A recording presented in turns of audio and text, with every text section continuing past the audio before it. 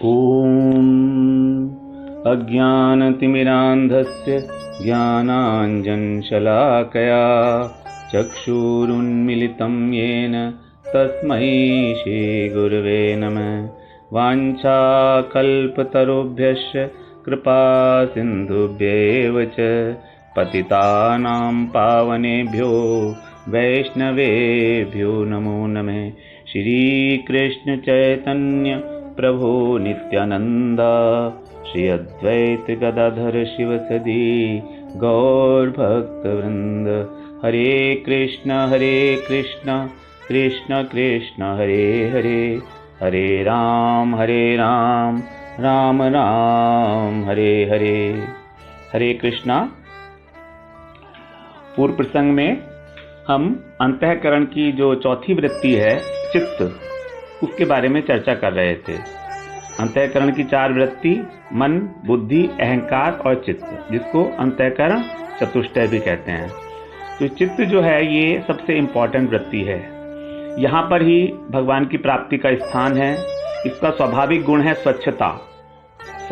सत्व है, सत्वमय है ये, और शांत है इसकी प्रकृति। शुद्ध अवस्था में ये स्वच्छ है पानी की तरह से, और एकदम शांत है। इस प्रकार से हमने चित्त की थोड़ी सी व्याख्या पिछले प्रसंग में की थी। अभी हम चित्त के बारे में आगे देखते हैं। तो हम देखते हैं कि जो चित्त है ये, इसमें जो हमारा जो जड़ है और चित्त तत्व है, मतलब जड़ मतलब शरीर, हमारा शरीर जड़ है और हमारी आत्मा चेतन तत्व है। तो उन दोनों को ही एक आधार प्रोवाइड करता है, क्योंकि हमारे जो भाव हैं वो चित्त में हम धारण करते हैं, और भाव चाहे निगेटिव हो चाहे पॉजिटिव हो, वो चित्त के हृदय के अंदर ही होते हैं सारे भाव। अब किस प्रकार से ये जो चित्त है ये हमारे लिए इफेक्टिव हो सकता है, हम इसके फंक्शंस को समझ के और किस प्रकार से हम इसका उपयोग कर सकते हैं, ये हमें समझना है। तो इसके लिए भगवान ने बताया है 6ठे अध्याय में 5वें श्लोक में, उद्धरेत आत्मनाम आत्मानं नात्मानं अवसादयेत आत्मैव हि आत्मनो बंधुरात्मैरिपुरात्मनः। भगवान बता रहे हैं कि उद्धरेत आत्मना आत्मानम, अर्थात अपनी आत्मा के द्वारा ही अपनी आत्मा का उद्धार कर। उद्धरेत है विधिलिंग, आज्ञा दी है भगवान ने, मतलब करना ही पड़ेगा, अगर नहीं करेंगे तो कोई कल्याण नहीं है हमारा। उद्धरेत आत्मना आत्मानम न आत्मानम अवसादयेत, और अपनी आत्मा को नीचे मत गिरा। अवसादयेत मतलब उसको अधोगति में मत डाल, अवसाद में मत डाल। क्यों? क्योंकि आत्मे ही आत्मनो, क्योंकि आत्मा ही आत्मा का मित्र है और आत्मा ही आत्मा का शत्रु है।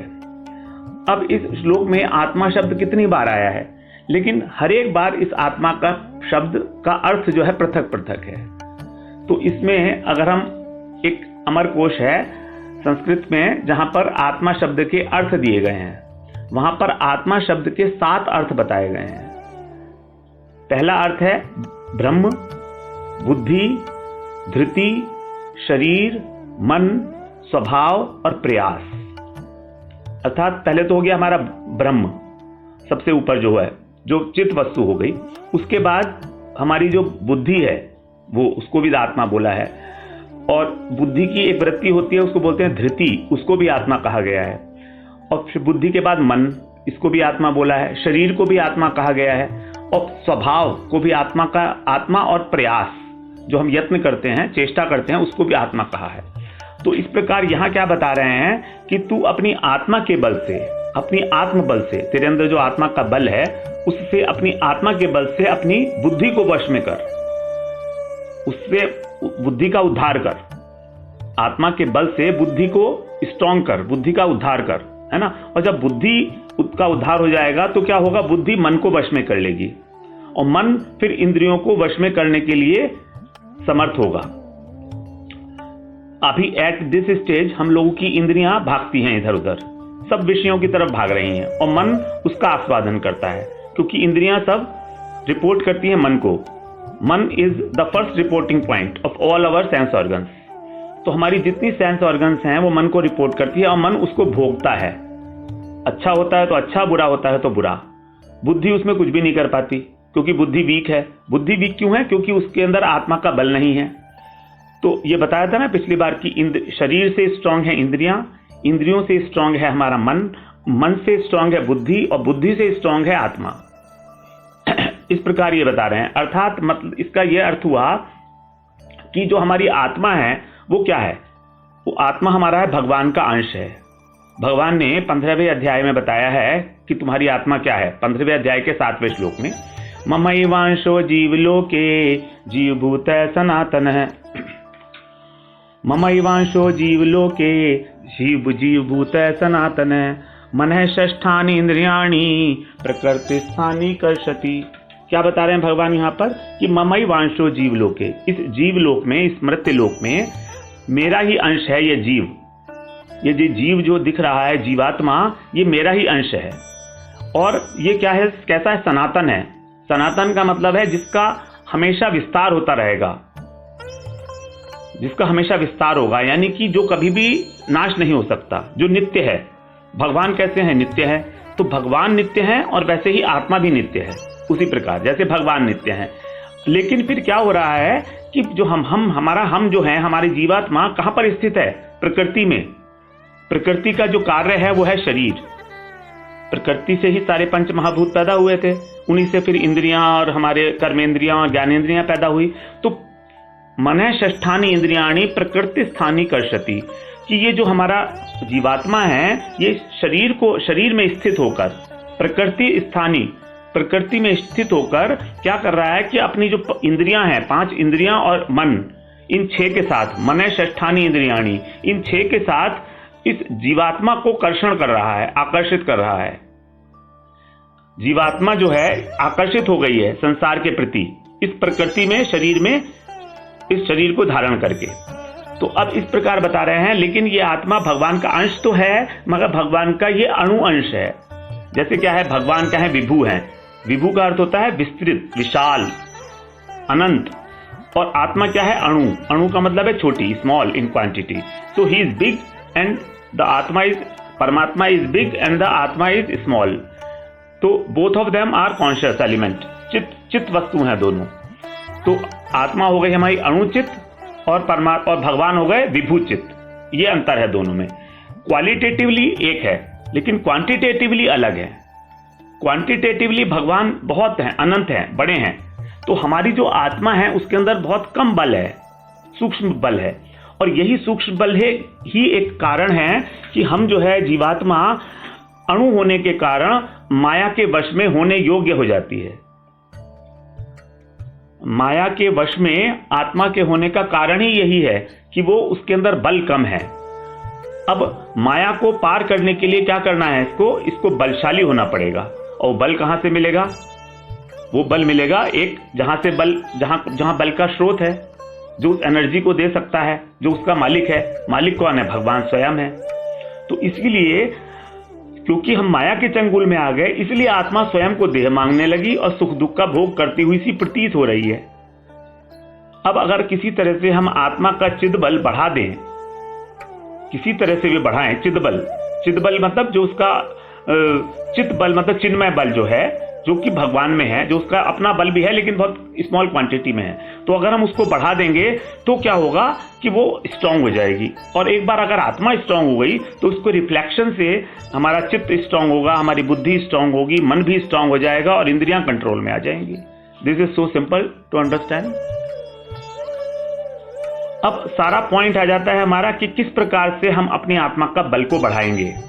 तो आत्मा का बल कैसे बढ़ेगा? आत्मा का बल बढ़ाने के लिए ही स्थान है चित्त।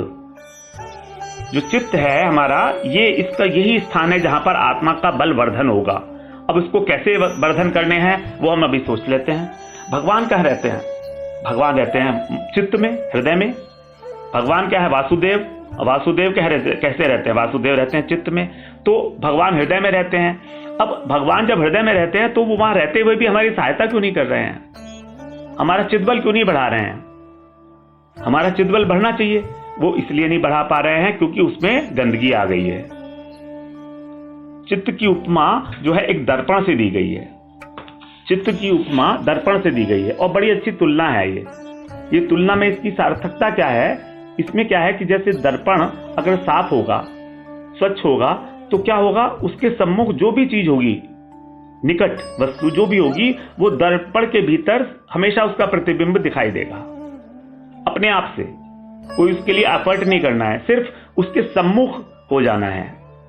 अगर वो उसके सम्मुख हो गया तो उसमें उसका प्रतिबिंब एज इट इज दिखने लगेगा। अब अगर दर्पण के ऊपर हम लोग बहुत सारी मैल परतें चढ़ा दें तो जो वस्तु का प्रतिबिंब है वो दर्पण में प्रतिफलित नहीं होगा।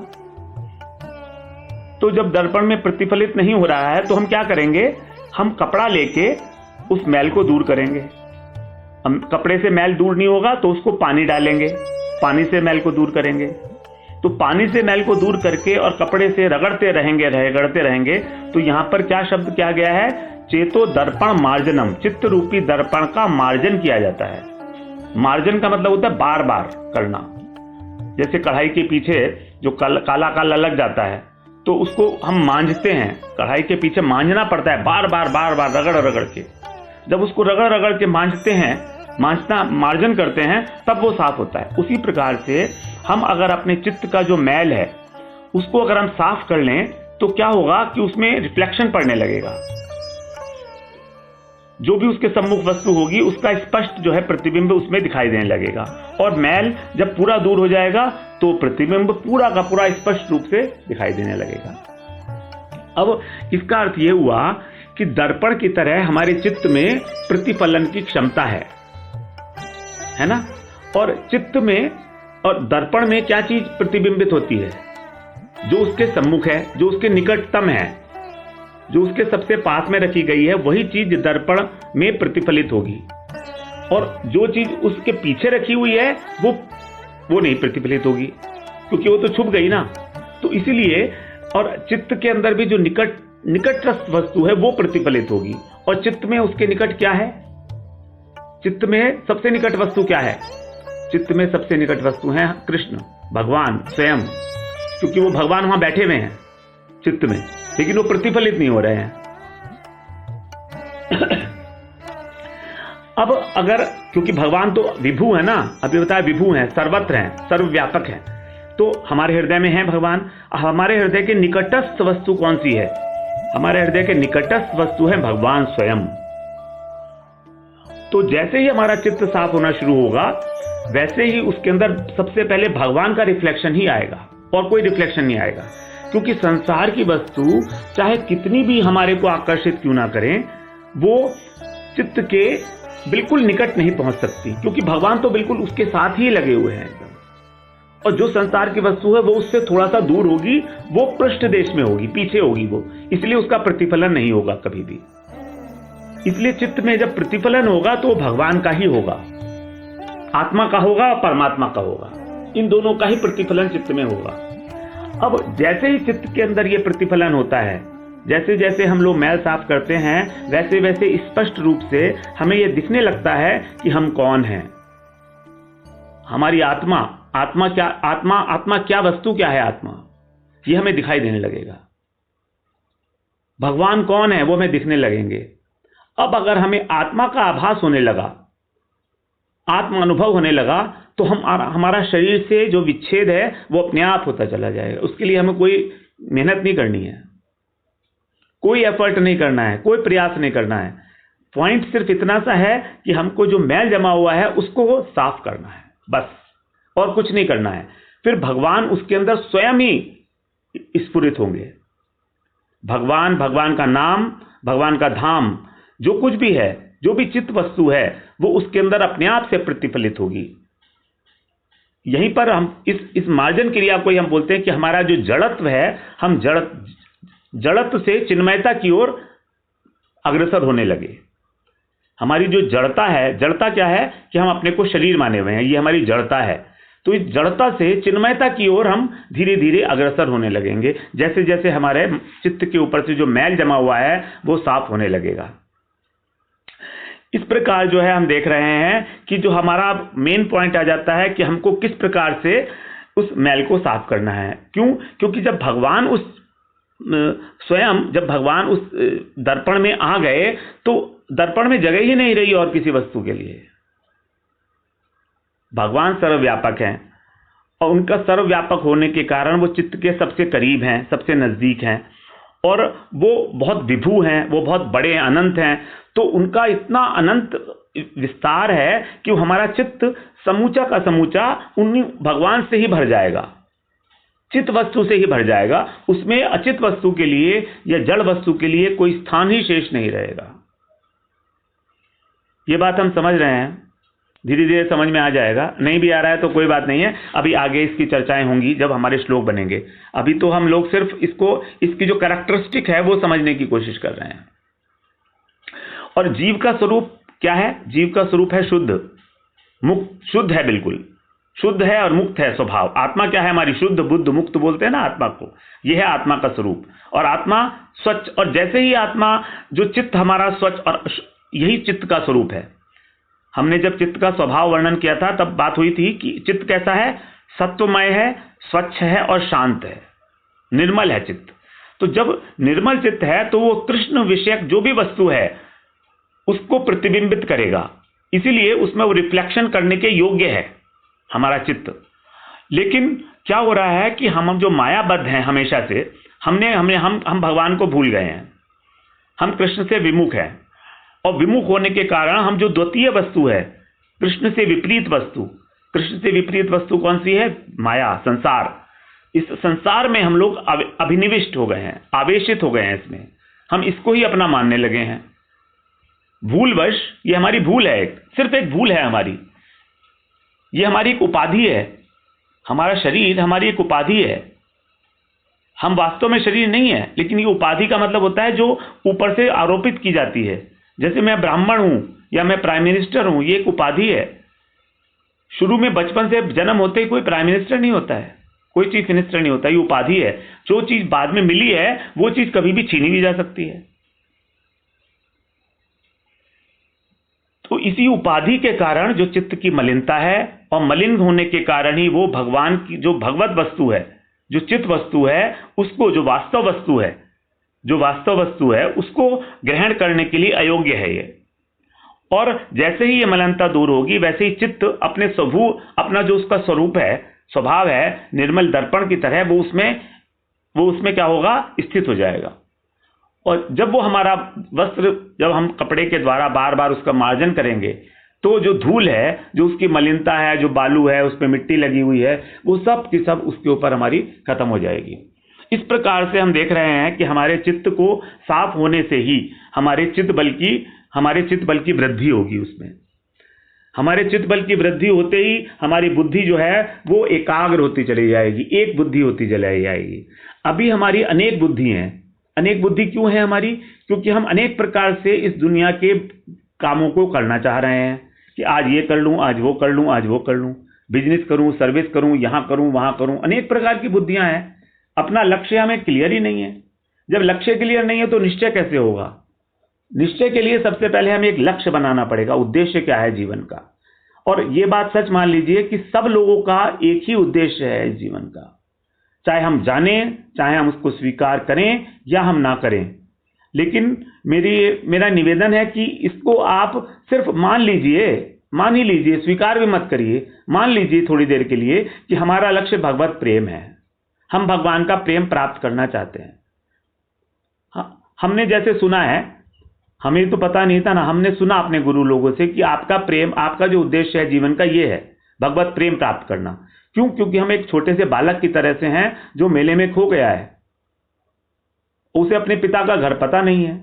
अब जो हमारे गुरु आते हैं वो कहते हैं कि मैं तुम्हारे पिता का घर जानता हूं, मैं तुमको वहां पर ले चलूंगा। तो हम कहते हैं उनके ऊपर बात पर हम पे विश्वास नहीं होता है, उनके ऊपर बात पे विश्वास ही नहीं होता है। अगर हम उनकी बात पर विश्वास कर लें तो क्या है, तो हम लोग उसी भगवान का जो राज्य है उसके उत्तराधिकारी बन जाते हैं। जैसे ही हम विश्वास किए वैसे ही हमारा जो आइडेंटिफिकेशन है इस संसार से वो खत्म होके और हम भगवान के साथ आइडेंटिफाई करने लगते हैं स्वयं को। तो इस प्रकार से हम देख रहे हैं कि हमारी बुद्धि भी तभी एकनिष्ठ होगी जब हमारा चित्त बल होगा, और बुद्धि के एकनिष्ठ होने से मन वगैरह और इंद्रियां वगैरह सब अपने आप वश में आ जाएंगी। इसके लिए कोई आंख बंद करके प्राणायाम करने की कोई आवश्यकता नहीं पड़ेगी। यम, नियम, आसन, ध्यान, धारणा, प्राणायाम, ना तो इतनी सामर्थ्य है, ना इतनी शक्ति है, ना इतनी एक संकल्प है हमारे मन का, और ना हमारी इतनी योग्यता है, शरीर की सामर्थ्य भी नहीं है इतनी कि हम योग के द्वारा अपने शरीर को, चित्त को शुद्ध कर सकें। वो भी एक मार्ग है, एक योग मार्ग है, उसके हम अंगों का वर्णन आगे करेंगे। अष्टांग योग पतंजलि जी ने जो बताया है वो बिल्कुल ठीक बताया है कि जो लोग इस प्रकार नहीं कर सकते वो इस तरह से अपने चित्त को शुद्ध करें। लेकिन हमारा भक्ति योग के अंदर जो चित्त को साफ करने का तरीका है वो बिल्कुल अलग है। वो बिल्कुल, हम कहते हैं कि हमारे अंदर तो शक्ति नहीं है, हम कहाँ से साफ करेंगे, हम अभी तक नहीं कर पाए करोड़ों जन्मों से, तो अब क्या कर लेंगे एक जन्म में? आंख बंद करके या प्राणायाम करके क्या हम चित्त साफ करने के योग्य आज बन सकते हैं? भक्ति मार्ग में सिर्फ एक ही रास्ता है, भगवान का नाम। भगवान का नाम और भगवान ये दोनों अभिन्न हैं। तुलसीदास जी ने बोला है कि राम और राम का नाम दोनों अभिन्न है, दोनों एक ही तत्व हैं, इसमें कोई अंतर नहीं है। तो इस प्रकार हमको अनेक अनेक प्रकार की जो परतें हैं चित्त के ऊपर, उसे साफ करना है। अब ये चित्त की मल कौन सा है? ये हमारी जो कामनाएं वासनाएं हैं, अविद्या जो हमारे ऊपर हावी है, उसके कारण क्या हो रहा है, हम अपनी कामनाएं वासनाएं जो हैं, ये है हमारा मल, और इसी के कारण हम अपने स्वरूप को भूल गए और भगवान से विमुख हो गए। इस प्रकार हमको जो है हमेशा हमेशा अपना मार्जन करना पड़ेगा। अब ये मार्जन करने के लिए क्या है, इसके लिए बताया है पद्धति। भक्ति मार्ग के अंदर जो पद्धति है वो है साधु संग। प्रथम भगति संतन कर संगा, तुलसीदास जी ने नवधा भक्ति सुनाई है ना रामचरितमानस में। प्रथम भगति संतन कर संगा, दूजी रति मम कथा प्रसंगा। तो साधु संग, सद शास्त्रों का अनुशीलन, जब हम उनका साधु संग करेंगे, उनके वचन सुनेंगे, श्रवण करेंगे, श्रवण ही सबसे पहला स्टेप है। साधु मुख से, गुरु मुख से हमको सद शास्त्रों का जो अर्थ है, जो सार है, उसको ग्रहण करना है। तो श्रवण वही सुनाएंगे हमको, और फिर वो हमको बताएंगे कि भगवान नाम की महिमा क्या है। तो जीव के जितने भी अनर्थ हैं वो उसका शमन होने की क्रिया जो है वो शुरू हो जाती है। अभी क्या हो रहा है, इस एग्जिस्ट स्टेज हम लोग क्या है, एक जैसे एक पिशाची होती है, भूतनी होती है, भूतनी। तो एक बालक को अगर भूतनी ने पकड़ लिया तो वो बालक क्या है, वो अपना शुद्ध जो अहंकार है कि मैं ब्राह्मण का बालक हूं, वो भूल जाता है, और भूतनी जैसा उससे कराना चाहती है वो वह करने लगता है। तो उसमें भूतनी का अहंकार इतना प्रबल हो जाता है कि उसका अपना अहंकार डर के एक कोने में बैठ जाता है। उसी प्रकार से हमारी जो जीव की आत्मा है वो इतनी दुर्बल हो गई है कि हम माया के अंडर में आके बिल्कुल इस तरह से काम कर रहे हैं जैसे कि एक भूत के द्वारा जो ग्रस्त एक व्यक्ति होता है वो बिहेव करता है। तो हम इस स्टेज में एक भूतनी के द्वारा जो है पकड़ लिए गए हैं, और वही कर रहे हैं जो वो करा रही है। हमारा अपना तो कुछ रहा नहीं है, शुद्ध अहंकार जो है हमारा वो सारा बैठा हुआ है। क्यों? क्योंकि हमारी आत्मा के पास बल नहीं है, आत्मा का पोषण नहीं है। अब आत्मा को पोषण करेंगे साधु संग में, जब हम हरि कथा सुनेंगे तब माया का पोषण बंद हो जाएगा और आत्मा का पोषण शुरू हो जाएगा धीरे धीरे। इस प्रकार से धीरे धीरे संसार जो है उसकी प्रवृत्ति कम होते हुए और भगवत प्रवृत्ति बढ़ती चली जाएगी। सेवा करते करते, श्रवण करते करते ही हमारी जो प्रवृत्ति है, जो सेवा प्रवृत्ति है, वही हमारी जागरूक होती चली जाएगी। और उस चित्त रूपी दर्पण में जब अब साफ हो जाता है तो उसमें क्या देखता है वो कि ईश्वर क्या है, जीव क्या है, माया क्या है, कर्म क्या है और काल क्या है। ये 5 चीजें गीता में बताई हैं, ईश्वर, जीव, माया, काल और कर्म। इनमें से पहली 2-3 चीजें नित्य हैं, ईश्वर, जीव और माया, और काल और कर्म ये अनित्य हैं। तो जब वो ये देख लेता है कि कर्म अनित्य है, परिवर्तनशील है, माया काल परिवर्तनशील है, ये समय भी पास हो जाएगा, nothing is going to be permanent, जब ये समझ लेगा, और ये जो घटना घटी है ये भी इनपरमानेंट है, तो उसमें वो फंसेगा नहीं। और जब उसको जीव दिखाई दे जाएगा, जीव का मतलब अपना स्वरूप दिखाई दे जाएगा, ईश्वर का स्वरूप दिखाई दे जाएगा, तो वो समझ जाएगा कि ये सब माया का ही किया धरा है जिसके अंदर मैं बुरी तरीके से फंसा हुआ हूं। इस प्रकार हम लोग जो हैं भजन करके, श्रवण करके और धीरे धीरे इस चित्त को शुद्ध करने की प्रक्रिया से गुजरते हैं। इसके बारे में भगवान आगे बताएंगे कि कैसे इसका पोषण होगा ठीक तरीके से। अभी आज हमारी चित्त की जो व्याख्या है वो पूरी हो गई। अब हम अगले सत्र में चर्चा करेंगे कि जो शरीर तत्व अब हमारा पूरा हो गया। अब हमने पिछली बार बात की थी जो कर्म योग है उसके लिए शरीर की आवश्यकता है। अब हम लोग आगे चर्चा करेंगे कि ज्ञान वो उसके साधन कितने प्रकार के हैं और अष्टांग योग उसके साधन कितने प्रकार के हैं। आज यहीं तक रखते हैं, ठीक है। वांछा कल्पतरुभ्यश्च कृपा सिंधुभ्यैव च पतितानां पावनेभ्यो वैष्णवेभ्यो नमो नमः।